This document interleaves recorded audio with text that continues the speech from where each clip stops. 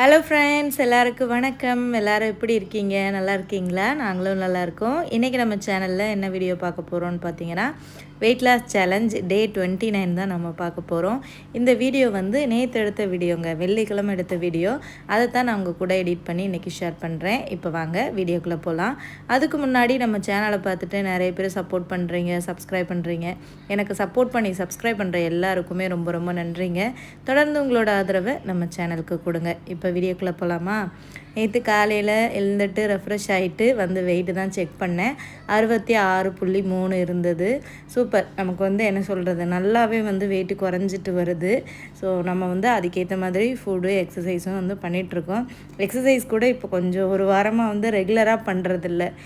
Sometimes walking போவேன். Walking போகிற time என்னால் வீடியோ எடுக்க முடியாது. ஒரு 20 நிமிஷமோ ஒரு அரை மணி நேரமோ வாக்கிங் போவேன். இல்லைனா பசங்களோட வெளியில் கொஞ்சம் நேரம் விளையாடுவேன். பசங்களுக்கு சோறு ஊட்டுவேன் வெளியில் சாப்பாடு.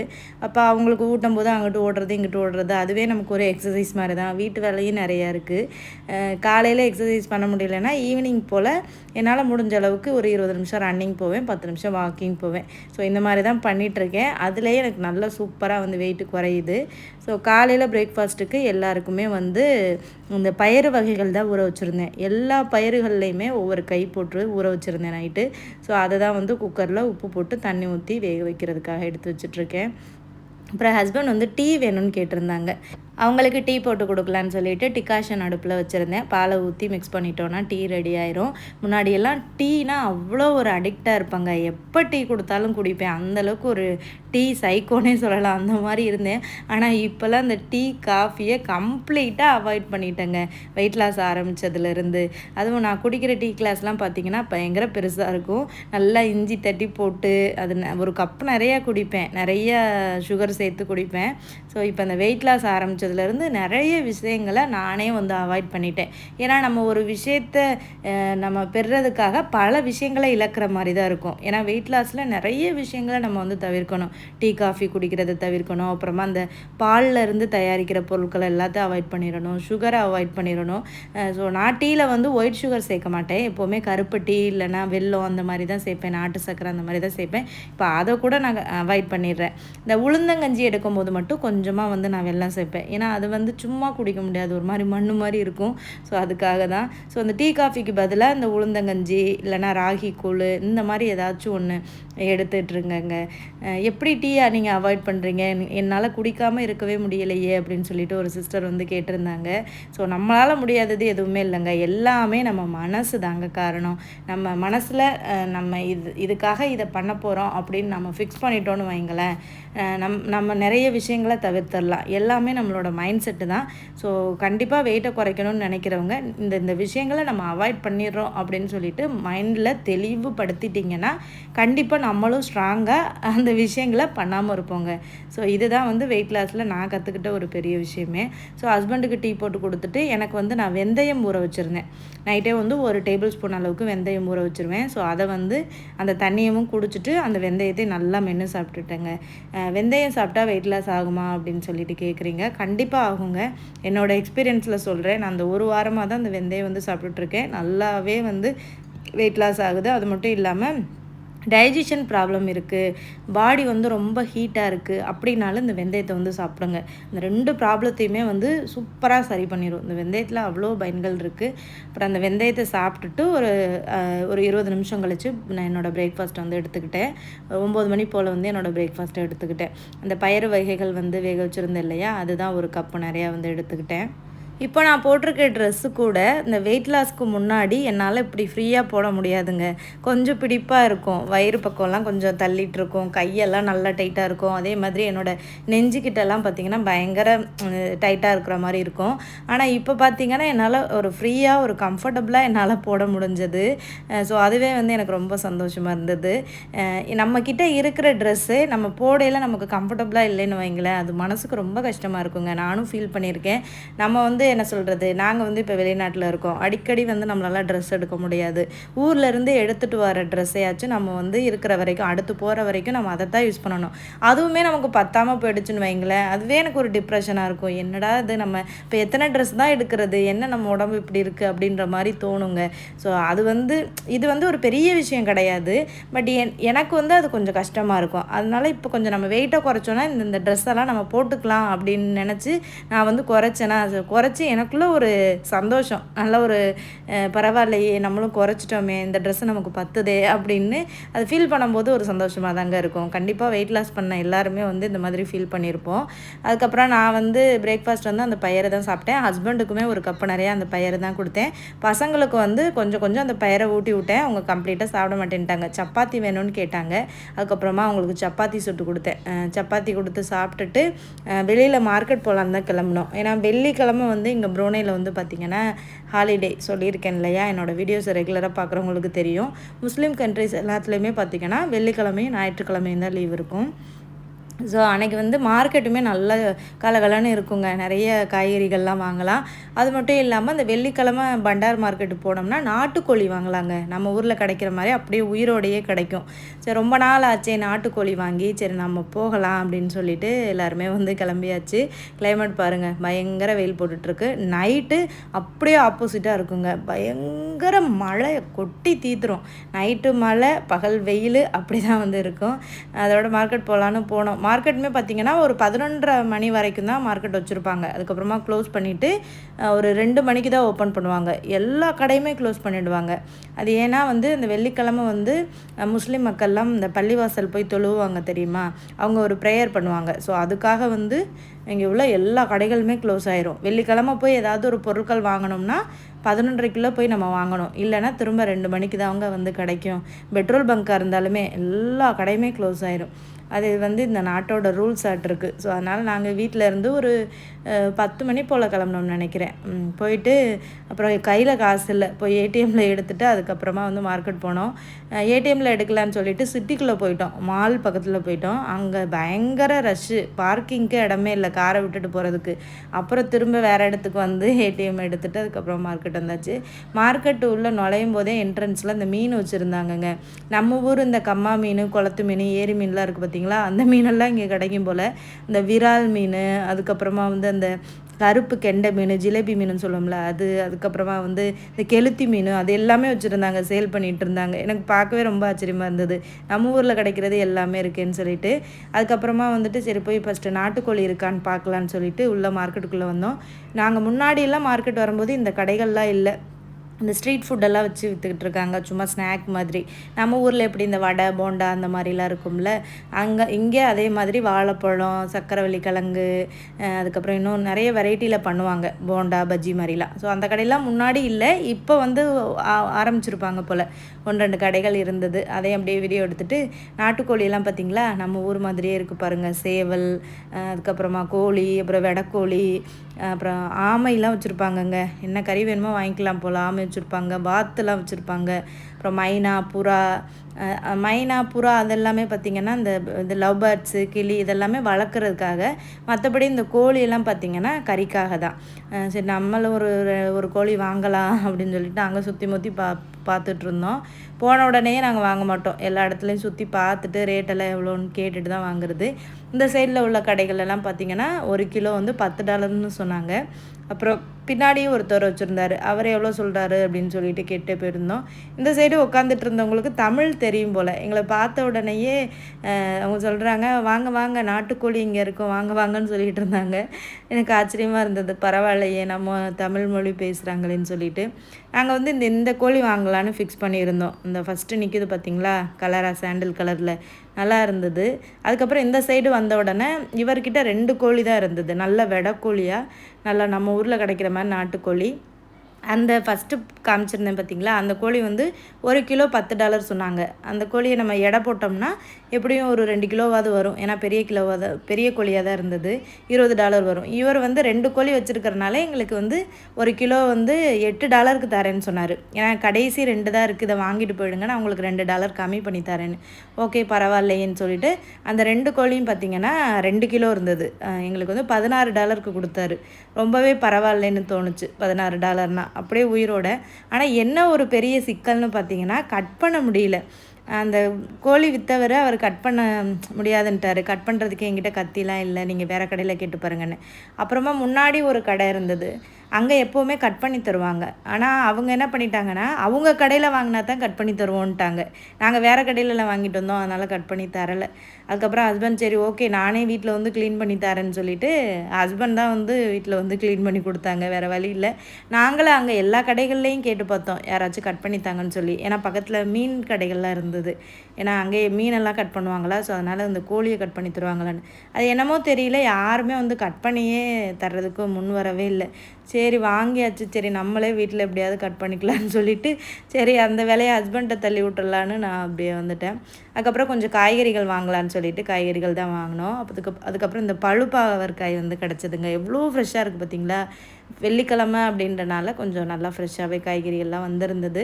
ஸோ காய்கறிகள் கொஞ்சம் கம்மியாக தான் வாங்கியிருந்தோம். ஏன்னா ஞாயிற்றுக்கிழமையும் மார்க்கெட் போவோம், வீக்கெண்டில் கொஞ்சம் காய்கறி வாங்குவோம். ஸோ அதனால் எது ஃப்ரெஷ்ஷாக இருக்கோ அதில் கொஞ்சம் கொஞ்சம் வாங்கிட்டு போகலாம் அப்படின்னு பிளான் பண்ணி இந்த பழுப்பாகற்காயில் கொஞ்சம் வாங்கினோம். அப்புறம் வெண்டைக்காய், பீன்ஸு, கேரட்டு, அப்புறம் இந்த நாட்டு கத்திரிக்காய் கிடச்சிதுங்க. இந்த நாட்டு கத்திரிக்காய் கிடைக்கிறதே அபூர்வம்.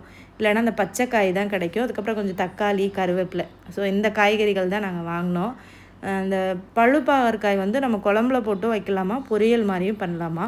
நான் பொரியல் பண்ணும்போது கண்டிப்பாக நான் உங்கள் கூட ஷேர் பண்ணுறேன்.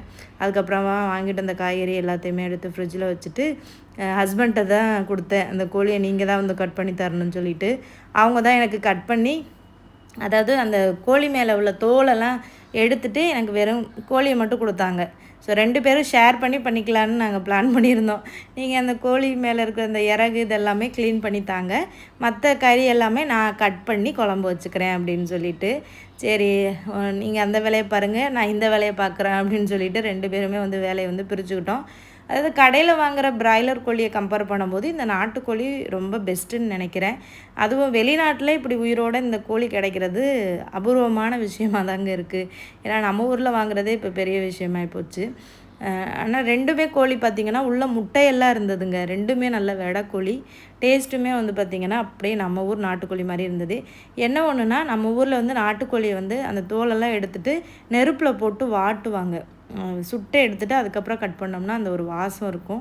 பட் அது மட்டும் இங்கே பண்ண முடியல. ஏன்னா அதை நம்ம எங்கே போய் சுட்டு எடுக்கிறது. அதனால் கம்ப்ளீட்டாக ஹஸ்பண்ட் வந்து தோலை வந்து உரிச்சிட்டு அப்படியே வந்து நல்லா கழுவி கொடுத்தாங்க. நான் அப்புறமா அப்படியே கட் பண்ணி வச்சுட்டேன். அப்புறம் சோறு வந்து அடுப்பில் போட்டுடலான்னு சொல்லிவிட்டு மட்டை அரிசி ஒரு 2 டம்ளர் அளவுக்கு அரிசி எடுத்து கழுவி ஊற போட்டு வச்சுருந்தேன். அதை வந்து குக்கரில் போட்டு வச்சிடலான்னு சொல்லிவிட்டு அதை இது பண்ணிகிட்டு இருந்தேன். முகிலும் ஆதவும் வந்து ஒரு பாட்டு போட்டு டான்ஸ் ஆடிட்டு இருந்தாங்கங்க. நான் வந்து வேலை பார்த்துட்டு இருந்தேன்னா அவங்க டான்ஸ் ஆடுறத நான் வந்து பார்க்கணுமா, கையை பிடிச்சி கூப்பிட்டுட்டே இருந்தேன். போடா வாரேன்னு சொன்னேன், கேட்கவே இல்லை. வந்து பார்த்தா தான் அப்படின்னு சொல்லி கூட்டிகிட்டு போனான். கொஞ்சம் நேரம் நின்று பார்த்துட்டு அதுக்கப்புறமா வந்து சாப்பாடு எடுத்துகிட்டு இருந்தேன். அவங்க டான்ஸ் ஆடுறத நம்ம பார்த்தா அவங்களுக்கு ஒரு சந்தோஷம். ஏன்னா குழந்தைங்க எப்போவுமே வந்து என்ன பண்ணாலுமே பேரண்ட்ஸ் வந்து அப்ரிஷியேட் பண்ணணும்னு எதிர்பார்க்குறாங்க. குழந்தைங்க மட்டும் கிடையாது, நம்ம பெரியவங்களுமே. இப்போ நம்ம ஒரு விஷயம் பண்ணுறோன்னு வைங்களேன், இப்போ நானே ஒரு குழம்பு வைக்கிறேன்னு வைங்களேன், என் ஹஸ்பண்ட் அதை நல்லா இருக்குன்னு சொல்லுவாரா, நம்மளை அப்ரிஷியேட் பண்ணுவாரா அப்படின்றத நம்ம எல்லாருமே எதிர்பார்ப்போம். எல்லாருமே அப்படி தான். நார்மலாக மனுஷங்கனாலே குழந்தைங்க அதுக்கு மேலே அதிகமாகவே இருப்பாங்க. அவங்க ஒரு சின்ன விஷயம் பண்ணி நம்ம அப்ரிஷியேட் பண்ணணும் வைங்களேன், அவங்க வந்து ரொம்ப பெருசாக சந்தோஷப்படுவாங்க. அதனால் நம்ம சின்ன குழந்தைங்க என்ன பண்ணாலுமே சூப்பர் டூப்பர்னு சொல்லி நம்ம வந்து அவங்கள நல்லா என்கரேஜ் பண்ணணும். அப்போ தான் வந்து அடுத்தடுத்து இன்னுமே வந்து அதை நம்ம அம்மா அப்பா நம்மளை பாராட்டுவாங்க அப்படின்னு சொல்லி இன்னும் பண்ண ட்ரை பண்ணுவாங்க. ஸோ அதனால் நம்ம குழந்தைங்க என்ன பண்ணாலுமே நம்ம வந்து எப்போவுமே என்கரேஜ் பண்ணிகிட்டே இருக்கணுங்க. ஸோ அதுவே அவங்களுக்கு ஒரு மோட்டிவேஷனாக இருக்கும். அதுக்கப்புறம் கோழி மட்டும் குழம்பு வச்சா போதாது, ஒரு காய் பொரிக்கலாம் அப்படின்னு சொல்லிட்டு அந்த வெண்டைக்காவை தான் பொரியல் பண்ணேன். ஏன்னா வெண்டைக்காய் அவ்வளோ ஃப்ரெஷ்ஷாக இருந்தது, அப்படி பார்க்கும்போதே ஆசையாக இருந்தது, நல்லா பச்சையாக சூப்பராக இருந்ததா. அதோட அப்புறமா வந்துட்டு அதை கழுவி வச்சுட்டேன். அதை கழுவி தண்ணி வடிய வச்சுட்டோன்னு வைங்களேன், அதுக்கப்புறம் கட் பண்ணும்போது பிசு பிசுப்பு இல்லாமல் இருக்கும். ஹஸ்பண்ட் பாருங்கள், கோழியை எப்படியோ கட் பண்ணி எனக்கு இப்படி தான் கொடுத்தாரு. அதை நான் கட் பண்ணுறதுக்குள்ளேயும் போராட்டம் ஆகிடுச்சு. இதை கட் பண்ணி தரேன்னு சொன்னார். அவருக்கும் கொஞ்சம் ஒர்க் இருந்தது. இதே கிச்சன்கிட்டே நின்று அவர் பார்த்துட்டு இருந்தாருன்னா அவரோட வேலையை பார்க்க முடியாது. ஸோ அதனால் நான் இதை பார்த்துக்கிறேன், நீங்கள் இதுவரை க்ளீன் பண்ணி தந்தது போதும்னு சொல்லிட்டு போக சொல்லிட்டேன். இல்லைனா கம்ப்ளீட்டாக அதையுமே கட் பண்ணி கொடுத்துருப்பாரு. அதுக்கப்புறம் எனக்கு இதை கட் பண்ண கொஞ்சம் இதாக இருந்தது. அதுக்கப்புறமா வந்து கட் பண்ணிட்டேன் ஈஸியாக. அதுக்கப்புறம் உள்ளே அந்த இதெல்லாம் குடல்லாம் இருக்கும். அப்புறம் அந்த ஈரல் பக்கத்தில் குட்டியாக பித்தம் மாதிரி இருக்கும் பச்சையாக. அதை வந்து அந்த பித்தம் வந்து கட் பண்ணி உடஞ்சிராமல் நம்ம வந்து தனியாக எடுக்கணும். அது இந்த பித்தம் உடஞ்சின்னு வைங்களேன், அந்த ஈரல் ஃபுல்லாக பரவி கறி வந்து கசக்கும்னு சொல்லுவாங்க. ஸோ அதை மட்டும் கேர்ஃபுல்லாக எடுக்கணும். ஸோ இந்த விஷயங்கள்லாம் நான் எங்கே கற்றுக்கிட்டேன்னா, நான் எங்கள் அம்மா கிட்ட தான் கற்றுக்கிட்டேன். ஏன்னா எங்கள் ஊரில் வந்து அம்மா வந்து வீட்டில் கோழி வளர்ப்பாங்க, நாட்டுக்கோழி. அப்போ வாரம் எங்களுக்கு நாட்டுக்கோழி குழம்பு, நாட்டுக்கோழி பிரியாணி இதெல்லாம் பண்ணி கொடுப்பாங்க. ஸோ கோழி இருந்துச்சுனாலே நாங்கள் போனாலே எங்கள் அம்மா கோழி அடிச்சிடுவாங்க. ஸோ அப்போ அம்மா க்ளீன் பண்ணும்போது நான் பார்த்துருக்கேன். சொல்லவும் செய்வாங்க, க்ளீன் பண்ணும்போது இப்படி க்ளீன் பண்ணணுமா, அப்படி க்ளீன் பண்ணணுமான்னு. அப்போ அது பார்த்தனாலே எனக்கு கொஞ்சம் பழக்கம் இருக்குது. அதே மாதிரி ஹஸ்பண்டு அவங்களுமே வந்து வளர்ந்தது கிராமம் தானே, அவங்களுமே வந்து சின்ன வயசில் இந்த மாதிரி கோழி அடித்து சாப்பிட்ருப்பாங்க. ஸோ அதனால் நாங்கள் 2 பேருமே சேர்ந்து அந்த கோழியை க்ளீன் பண்ணிட்டோம். கடையில் வந்து இப்போ க்ளீன் பண்ண கொடுத்தோன்னா $3 கிட்ட வாங்குவாங்க ஒரு கோழிக்கு. இப்போ 2 கோழிக்கும் கொடுத்துருந்தோன்னா $6 வாங்கியிருப்பாங்க. அது மிச்சம்தான்னு கொஞ்சம் இதாக சொல்லிக்கிட்டு இருந்தேன். இருந்தாலும் நாங்கள் கட் பண்ணுறதுக்கு அந்த கடைகளில் கேட்டுட்டு தான் இருந்தோம். ஆனால் யாருமே கட் பண்ணுறதுக்கு முன் வரல. ஏன்னா நமக்கு டைம் சேவ் தானே. $6 போனாலுமே நமக்கு வந்து வீட்டில் வந்து நம்ம ரொம்ப நேரம் கட் பண்ணிகிட்டு இருக்க முடியாது இல்லையா. அதனால் வந்துட்டு நம்ம கட் பண்ணி வாங்கிட்டு வர்றது நல்லது தான். இல்லாத பட்சத்துக்கு நம்ம வந்து நம்மளே கட் பண்ணிக்கிறது நல்லது தான். அதுக்கப்புறம் பாருங்கள், ஒரு கோழியில் முட்டையெல்லாம் இருந்தது. 2 கோழிலையுமே முட்டை இருந்தது. ஒரு கோழியில் கொஞ்சம் வளர்ச்சி அடைஞ்சிருந்தது, இன்னொரு கோழியில் வந்து அப்போ தான் லைட்டாக வந்திருந்தது. கொஞ்சம் பாவமாகவும் இருந்தது கட் பண்ணையில். பாவம், வயிற்றில் முட்டையெல்லாம் இருந்தது, இந்த கோழியை நம்ம கட் பண்ணி சாப்பிட்றோமே அப்படின்னு சொல்லி என் ஹஸ்பண்ட்டை சொல்லிகிட்டு இருந்தேன். அதோட அவங்க சொன்னாங்க, இதுதான் பார்த்தீங்கன்னா லைஃபு, ஒவ்வொரு இதுவும் ஒவ்வொரு சார்ந்து தான் வாழ்ந்துட்டுருக்கு.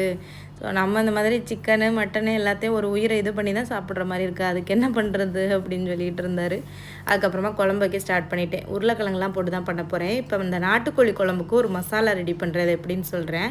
ஒரு 1/2 டேபிள் ஸ்பூன் அளவுக்கு மிளகு, 1/2 டேபிள் ஸ்பூன் அளவுக்கு சோம்பு, ஒரு துண்டு பட்டை, கிராம்பு ஒரு 3, அதுக்கப்புறம் ஏலக்காய் கொஞ்சம் ஒரு 2, அப்புறம் அன்னாசி பூ 2, அதுக்கப்புறமா கல்பாசி கொஞ்சம், அதெல்லாம் போட்டு ஃபஸ்ட்டு மிக்சியில் நல்லா அரைச்சி எடுத்துட்டேன். அதுக்கப்புறமா இஞ்சி பூண்டு கொஞ்சம் நிறையாவே வந்து சேர்த்துக்கிட்டேன். அதையுமே வந்து அரைச்சி எடுத்து வரலாம். என் மிக்சி வந்து கொஞ்சம் அந்த பிளேடு ஷார்ப் இல்லை, ரொம்ப வருஷம் ஆகிடுச்சு இது வாங்கி, அதனால் கொஞ்சம் நல்லா அரைக்காது. ஸோ அதனால் வந்துட்டு ஒன்றா போட்டு அரைக்கிறேன். மிக்ஸி வந்து நல்லா இருந்துச்சுன்னா எல்லாத்தையும் மொத்தமாக போட்டு கூட அரைச்சிக்கலாம்.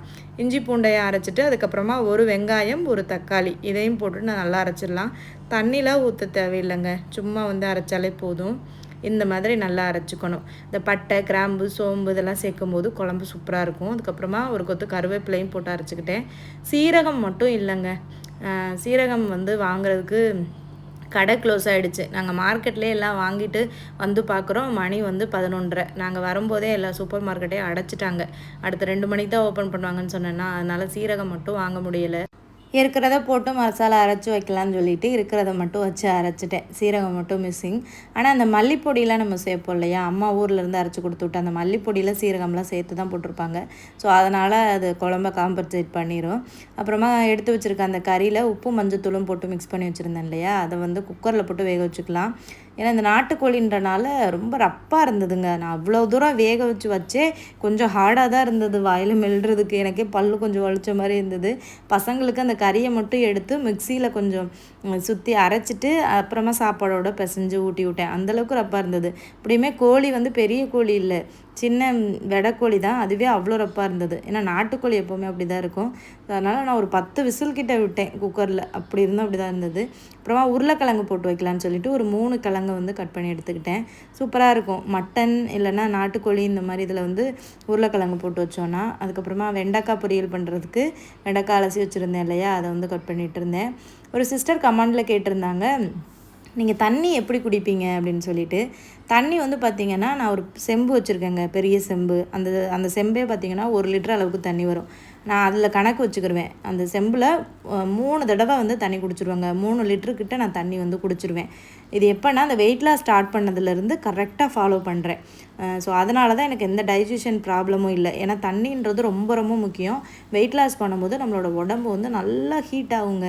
ஸோ அதுக்கு வந்து நம்ம தண்ணி வந்து குடிக்கணும். தண்ணி குடிக்காமல் விட்டுட்டு நீங்கள் ஃபுட்டும் கம்மியாக எடுத்தீங்கன்னு வைங்களேன், டைஜஷன் ப்ராப்ளம் ஆகி நமக்கு கான்ஸ்டிபேஷன் மாதிரி ஆயிடும். அதனால் தண்ணி வந்து ரொம்ப ரொம்ப முக்கியம் வெயிட் லாஸ் பண்ணும்போது. நீங்கள் தண்ணி குடித்தா தான் நம்ம உடம்பு டீஹைட்ரேட் ஆகாமல் நம்ம ஃபேஸுமே நல்லா க்ளோயிங்காக நல்லாயிருக்கும், ஹைட்ரேஷனாக இருக்கும். ஸோ அதனால் தண்ணி வந்து குடிங்க. தண்ணி வந்து நான் எப்போவுமே ஃபில்டரில் தண்ணி பிடிச்சி கொதிக்க வச்சுக்கிருவேங்க. பசங்களுக்கு கொஞ்சம் வார்மாக தான் கொடுப்பேன். நான் வந்து சம்டைம்ஸ் வந்து அந்த சுடு தண்ணியும் குடிச்சிக்குவேன், இல்லைனா வந்துட்டு அந்த ஃபில்டரில் வர்றதையும் குடிச்சிக்கிருவேன். ஸோ இப்படி தான் நான் வந்து தண்ணி எடுத்துக்கிறேன். ஸோ வெயிட் லாஸில் இருக்கோமோ இல்லையோ, நார்மலாக இருக்கையிலே நம்ம தண்ணி குடிக்கிறது ரொம்ப ரொம்ப நல்லது. அப்புறமா வெண்டைக்காய் வந்து சும்மா எண்ணெய்க்காய் மாதிரி போடுவோம்ல, கடுகு, உளுந்து, வெங்காயம், பட்டை மிளகாலாம் போட்டு வதக்கிட்டு வெண்டைக்காயும் போட்டு வதக்கிட்டோன்னா வெண்டைக்காய் பொரியல் ரெடி ஆயிரும். தேங்காய் இருந்தால் தேங்காய் சேர்த்துக்க வேண்டியது தான், இல்லைனா அப்படியே இறக்கிடலாம். இப்போ வந்து நாட்டுக்கோழி தண்ணி குழம்பு தான் நான் வைக்க போகிறேன். அதுக்கு எப்படி பண்ணுறதுன்னு பார்க்கலாம். அடுப்பில் வந்து நல்லெண்ணெய் ஊற்றிட்டு, எண்ணெய் வந்து நான் ரொம்ப கம்மியாக தாங்க சேர்த்தேன். ஏன்னா அந்த நாட்டுக்கோழிலேயே வந்து பார்த்திங்கன்னா அந்த எண்ணெய் அதிகமாக இருக்கும் நம்ம குக்கரில் வேக வச்சதுக்கப்புறமா. அதுக்கப்புறமா அந்த ஸ்பைசஸ், பிரியாணி ஸ்பைசஸ்லாம் சேர்த்துட்டேன் அந்த எண்ணெயில். அப்புறம் கருவேப்பிலை, 2 பச்சை மிளகா, அப்புறம் ரம்பையில் சேர்த்துட்டு அதுக்கப்புறமா நம்ம அந்த அரைச்சி எடுத்து வச்சுருக்கோம் பாருங்கள் பேஸ்ட்டு, அதிலே வெங்காயம் தக்காளிலாம் போட்டனால நான் தாளிக்கையில் வெங்காயம் சேர்க்கலை. அந்த மசாலா மட்டும் ஊற்றிட்டு அதில் போட்டுட்டு அந்த மிக்ஸி ஜாரையும் அலசி வந்து சேர்த்துட்டு, ஒரு தக்காளி வந்து நான் நறுக்கி வச்சுருந்தேன், அதை மட்டும் சேர்த்து மிக்ஸ் பண்ணிவிட்டு உப்பு போட்டுட்டேன். அவ்வளோதான். தனியாக வெங்காயம் போட்டு வதக்குறதுக்கு நம்ம அந்த இஞ்சி பூண்டு பேஸ்ட்டோடையே வந்துட்டு நம்ம அந்த வெங்காயத்தும் கொஞ்சம் தக்காளியும் சேர்த்து போட்டு பண்ணோன்னா இன்னுமே ரொம்ப நல்லாயிருக்கும். ஆனால் ஒரே ஒரு தக்காளி மட்டும் இந்த மாதிரி வந்து நறுக்கி சேர்த்துக்கிட்டேன். அதுக்கப்புறமா எடுத்து வச்சுருக்கேன் அந்த கிழங்கு, அதையும் வந்து சேர்த்துட்டு தேவையான அளவுக்கு உப்பு போட்டுட்டு இதை வந்து ஒரு கொஞ்சம் நேரம் அப்படியே அதோட பச்சை ஸ்மெல் போகிற வரைக்கும் அப்படியே கொதிக்க விட வேண்டியதான். உப்பு கரெக்டாக பார்த்து போட்டுக்கணும். அதுக்கப்புறமா நம்ம குக்கரில் வேக போட்டு வச்சுருந்தோம் பார்த்திங்களா கறி, அதையும் வந்து சேர்த்துற வேண்டியதான். நான் குக்கரில் 10 விசில் வச்சேங்க. வச்சுட்டு அதுக்கப்புறம் அந்த கறியுமே அதில் ஒரு அரை மணி நேரமாவது நல்லா வேக வச்சுருப்பேன். ஏன்னா அந்த கிழங்கு வேகணும் இல்லையா, அப்படி இருந்துமே கறி அவ்வளோ ரப்பாக இருந்தது. நாட்டுக்கோழி எப்போவுமே அப்படி தான் இருக்கும். ஸோ நெக்ஸ்ட் டைம் பண்ணும்போது இன்னுமே கொஞ்சம் அதிக நேரம் வேக வைக்கணுங்க. அதுக்கப்புறம் இது நல்லா கொதிச்சு வந்துருச்சு. இதில் வந்து நம்ம வேக வச்ச அந்த நாட்டுக்கோழி அந்த தண்ணியோடய அப்படியே சேர்த்துக்கலாம். கொஞ்சமாக அந்த சூப்பு மட்டும் எடுத்து பசங்களுக்கு குடிக்க கொடுத்தேன், அந்த வேக வச்ச தண்ணி. அது ரொம்ப நல்லது. அதே மாதிரி மட்டன் வேக வச்ச தண்ணியுமே அப்படி கொடுக்கலாம். நான் என் பசங்க சின்ன பிள்ளையாக இருக்கும்போதுலேருந்தே கொடுப்பேன். நான் ஒரு வயசு ஆனதுலேருந்தே நான் அந்த மட்டன் வேக வச்ச தண்ணி, சிக்கன் வேக வச்ச தண்ணி, அதில் வந்து கொஞ்சோண்டு பெப்பரு, கொஞ்சோண்டு ஜீரகத்தூள், பெப்பர் தூள் போட்டு கொடுக்குறது. அதுக்கப்புறமா தண்ணி கொஞ்சம் பத்தாத மாதிரி இருந்துச்சு, சுடு தண்ணி தான் ஊற்றினேன். பச்சை தண்ணி ஊற்றிடாதீங்க, ஏன்னா கறி வந்து விரைச்ச மாதிரி போயிடும். அதனால் சுடு தண்ணி தான் ஊற்றணும். ஊற்றிட்டு அதை மூடி போட்டு வச்சுட்டேன். நல்லா வந்து அது சிம்முலையே வந்து பார்த்திங்கன்னா அரை மணி நேரம் நல்லா வெந்ததுங்க. நல்லா உருளைக்கிழங்கும் வெந்து வந்துருச்சு. கறியுமே நல்லா பஞ்சு மாதிரி வெந்திருக்கும்னு நினச்சேன், ஆனால் லைட்டாக ரப்பா இருந்த மாதிரி இருந்தது. அதுக்கப்புறமா ஃபைனலாக வந்து புதினா சேர்த்துக்கிட்டேன். இது வந்து பசங்க வந்து கடித்து மென்று சாப்பிட முடியாது, நம்ம பெரியவங்க கடித்து மென்று சாப்பிட்லாம். என் ஹஸ்பண்ட் வந்து ஓகே தான், இதுவே கரெக்டு தான், இதுக்கு மேலே வெந்தால் ரொம்ப இதாகிடும்னு சொன்னாங்க. ஆனால் எனக்கு வந்து நான் வந்து கொஞ்சம் இந்த பல்லுக்கு வந்து ரூட் கேனால் ட்ரீட்மெண்ட் பண்ணியிருக்கேன், ஒரு கடவா பல்லு, பூச்சி பல் இருந்து. ஸோ அதனாலேயே என்னமோ என்னால் இந்த கறியெல்லாம் மென்று சாப்பிட முடியல. அது எனக்கு கொஞ்சம் கஷ்டமாக இருந்த மாதிரி இருந்தது. அப்புறம் ஹஸ்பண்ட் சொன்னாங்க, நீயும் பசங்களுக்கு மாதிரி அரைச்சி மிக்ஸ் பண்ணி சாப்பிடுன்னு சொல்லிட்டு. ஆமாம், அரைச்சி மிக்ஸ் பண்ணி சாப்பிட வேண்டியதான் அப்படின்னு சொல்லிட்டு பசங்களுக்கு மட்டும்தான் அரைச்சி மிக்ஸ் பண்ணி சாப்பிட்டேன். ஏன்னா அந்த மாதிரி பல்லில் ப்ராப்ளம் உள்ளவங்க வந்து இந்த மாதிரி ஹார்டாக இருக்கிறத சாப்பிடாதீங்க. ஆனால் அப்படி சாப்பிட்டோம்னா நமக்கு அந்த பல்லில் உள்ள எலுறு எல்லாமே வீங்கி வலிக்க ஆரம்பிச்சிடும். ஸோ அதனால் வந்து நம்மளோட பல்லை பாதுகாக்கிறது ரொம்ப முக்கியம். ஏன்னா பல்லு வலி வந்துச்சுன்னா பயங்கர வலியாக இருக்கும். நான் வந்து ரொம்ப அனுபவப்பட்டிருக்கேன். இந்த ப்ரூனை வந்த புதுசில் 1 மாதத்துலேயே எனக்கு பல்லு வலி வந்துருச்சு. லைட்டாக ஒரு பூச்சிப்பல் இருந்தது, அதை வந்து நான் பார்க்காம விட்டுட்டேன். அப்புறம் இங்கே வந்து ஒரு டாக்டர்கிட்ட போய் அதுவும் பயங்கர செலவும் ஆச்சு. கவர்மெண்ட் போயிருந்தா கூட கொஞ்சம் கம்மியாக எடுக்கும். நான் பாட்டுக்கு ப்ரைவேட் போயிட்டேன்னா அங்கே போட்டு பில்லை தீட்டிட்டாங்க. நம்ம ஊரில் ஒரு 5000 ரூபாய்க்குள்ள முடிகிறது, இங்கே வந்து ஒரு 30,000 பக்கம் ஆகிடுச்சு. அதனால் வெளிநாட்டில் இருக்கும்போது கொஞ்சம் கவனமாக தாங்க இருக்கணும். எதுவுமே வந்து பார்த்திங்கன்னா உடனே நம்ம வந்து ப்ரைவேட் ஹாஸ்பிட்டல் போயிடவே கூடாது. ஏன்னா வந்த புதுசில் எங்களுக்கு தெரியலை இவ்வளோ செலவாகுன்னு சொல்லிட்டு. அதனால் எனக்கு அனுபவம் இருந்தனால நான் கொஞ்சம் சிக்கனை கம்மியாகவே சாப்பிட்டுட்டேன். ஏன்னா ரொம்ப பல் இதாகிடுச்சுன்னா அப்புறம் நம்ம என்ன பண்ணுறது அப்படின்ட்டு. அப்புறம் பசங்களுக்கு சாப்பாடு கொடுத்துட்டு ஹஸ்பண்டுக்கும் சாப்பாடு எடுத்து கொடுத்துட்டு நான் என்னோடய லஞ்ச் வந்து பார்த்திங்கன்னா கொஞ்சம் சோறு, நிறைய வெண்டைக்காய், அதுக்கப்புறமா கொஞ்சமாக சிக்கன் தான் வந்து எடுத்துக்கிட்டேன். ஆனால் குழம்பு ரொம்ப சூப்பராக இருந்தது. தேங்காய்லாம் அரைச்சி போட்டு பண்ணால் ரொம்ப நல்லாயிருக்கும். தேங்காய் எங்களுக்கு அன்றைக்கி கிடைக்கவே இல்லை. மார்க்கெட்டில் நல்ல தேங்காயே இருந்த மாதிரி இல்லை. அதனால் சும்மாவே போட்டு வீட்டில் இருக்கிறத வச்சு சிக்கன் குழம்பு மாதிரி வச்சாச்சு. பசங்களுக்கும் கொஞ்சம் நாங்கள் சாப்பிடையிலே கொஞ்சம் தட்டில் போட்டு சோறு போட்டு கொடுப்பேன். அவங்களால முடிஞ்சதை சாப்பிடுவாங்க. அதுக்கப்புறம் திரும்பவும் நான் வந்து அவங்களுக்கு வயிறார நல்லா ஊட்டி விடுவேன். அவங்க சாப்பிட்றது அவங்களுக்கு வந்து வயிறுக்கு பத்தாது. நம்ம ஊட்டி விட்டால் தான் அது வந்து கொஞ்சம் அவங்களுக்கு வயிறுக்கு பற்றும். ஏன்னா நம்மளை மாதிரி உட்காந்து பத்துற மாதிரி சாப்பிட மாட்டாங்க இல்லையா. ஸோ அதுக்கப்புறமா நாங்கள் வந்து லஞ்சு சாப்பிட்டுட்டு ஹஸ்பண்ட் கொஞ்சம் வயிறு ஃபுல்லாக இருக்குது, ஏதாவது ஒரு டீ போட்டு கொடுன்னு சொன்னாங்க. அப்புறம் நான் வீட்டில் வந்து லெமன் கிராஸ் செடி வந்து வளர்த்துட்ருக்கேங்க. மார்க்கெட்டில் இருந்து லெமன் கிராஸ் வாங்கிட்டு வந்தேன்னா அதில் வந்து ஒன்று வேர் விட்டுருந்துச்சு. அதை வந்து நட்டு வச்சுருந்தேன். அது வந்து இப்போ தான் கொஞ்சம் வளர்ந்துட்டுருக்கு. அது ரொம்ப நாளாகவே இதே இதில் தான் இருக்கிற மாதிரியே இருக்குது. வளருதா இல்லையான்னு எனக்கு தெரியல. ஏன்னா மழை ரொம்ப பெய்யறனால எந்த செடியுமே வளர விட மாட்டேங்குதுங்க. நானும் ஆசைப்பட்டு தான் வைக்கிறேன். பட் லெமன் கிராஸ் ஓகே, ஒரு இலை கூட இல்லை நான் நட்டு வைக்கல. வெறும் குச்சி மட்டும்தான் நட்டு வச்சேன். ஸோ இந்த அளவுக்கு வந்து இலை வந்து விட்டுருக்கு. அதை கட் பண்ணி ஸ்மெல் பண்ணி பார்த்தோம்னா நல்லா லெமன் ஸ்மெல் அடிக்கும். ஸோ இதை வந்து நம்ம டீ போட்டு குடிக்கலாங்க. நார்மலாக நம்ம இந்த பால் டீ எல்லாம் போடுறோம் பார்த்திங்களா, அதில் வந்து நம்ம இஞ்சி பொடையிலே கொஞ்சம் இந்த இலையும் கட் பண்ணி போடலாம். ஏன்னா சும்மா தண்ணியில் கூட இப்படி கொதிக்க வச்சு குடிக்கலாம். நிறைய ஹெல்த் பெனிஃபிட்ஸ் இருக்குது. ஸோ ஒரு பாத்திரத்தில் சுடு தண்ணி தான் வச்சுருந்தேன். நல்லா கொதிக்கும்போது இந்த இலையை அப்படியே கட் பண்ணி அதில் போட்டுட்டு நல்லா ஒரு 10 நிமிஷம் நல்லா கொதிக்க விட்டோன்னா அந்த இலையில் இருக்கிற எசன்ஸ் எல்லாமே அப்படியே இந்த தண்ணியில் இறங்கிரும். குடிக்கிறதுக்கு ரொம்ப நல்லாயிருக்கும், ரெஃப்ரெஷிங்காக இருக்கும். இது எனக்கு ரொம்ப ரொம்ப பிடிச்சதுங்க. எனக்கு இது தெரியவே தெரியாதுங்க, ப்ரூனை வந்து லெமன் கிராஸ்ன்னு சொல்லிட்டு. எனக்கு சொன்னதே பார்த்திங்கன்னா நம்ம அந்த சைனீஸ் அம்மா இருக்காங்க தெரியுமா, கேத்ரின் சிஸ்டரோட அம்மா, அவங்க தான் வந்து எனக்கு சொன்னாங்க. அவங்க வீட்டுக்கு போயிருந்தபோது அவங்க எங்களுக்கு போட்டு கொடுத்தாங்க. அப்போ தான் சொன்னாங்க இந்த மாதிரி போட்டு இது குடிக்கணும் ரொம்ப நல்லதுன்னு. அதிலேருந்து நான் வந்து வாங்கி எப்போவுமே யூஸ் பண்ணுவேங்க. அந்த இலையை கட் பண்ணி போட்டுட்டு நல்லா மிக்ஸ் பண்ணி விட்டுட்டு மூடி போட்டு வச்சுட்டேன். ஒரு 10 நிமிஷம் நல்லா கொதித்து அதோடய எசன்ஸ் எல்லாமே நல்லா இறங்கி கலர் அப்படியே சேஞ்ச் ஆகிடும். ஒரு மஞ்சள் கலர் டீ மாதிரி ஆயிரும். ஒரு க்ரீன் டீ போட்டால் எப்படி இருக்கும் அந்த மாதிரி. ஸோ அதுக்கப்புறமா இதை குடித்தோன்னா நமக்கு டைஜஷனுக்கும் ரொம்ப நல்லது. ப்ளட் ப்ரெஷர் இருந்தாலும் குறைக்கும். சுகருக்கும் ரொம்ப நல்லது. வெயிட் லாஸ்க்கும் ரொம்ப நல்லது. லெமன் கிராஸ் டீயின் பயன்கள்னு போட்டிங்கனாலே கூகுளில் நிறைய வருங்க. ஸோ இதை வந்து தான் நான் ஈவினிங் டின்னராக எடுத்துக்கிட்டேன். ஏன்னா மதியமே இந்த சிக்கன் அதுன்னு சாப்பிட்டு எனக்கு கொஞ்சம் வயிறு ஃபுல்லாக இருந்த மாதிரி இருந்தது. ஸோ நைட்டு டின்னருக்கு நான் எதுவுமே எடுக்கல. இந்த லெமன் கிராஸ் டீ மட்டும் 2 டம்ளர் குடித்தேங்க. ஸோ குடிச்சிட்டு நேற்றுக்கான டயட் வந்து எனக்கு இதுதான். ஸோ இந்த மாதிரி சாப்பிட்டோம்னாலே நமக்கு நல்லா வெயிட் குறையுங்க. ஸோ அவ்வளோதாங்க இந்த வீடியோ. நெக்ஸ்ட் வீடியோவில் பார்க்கலாம்.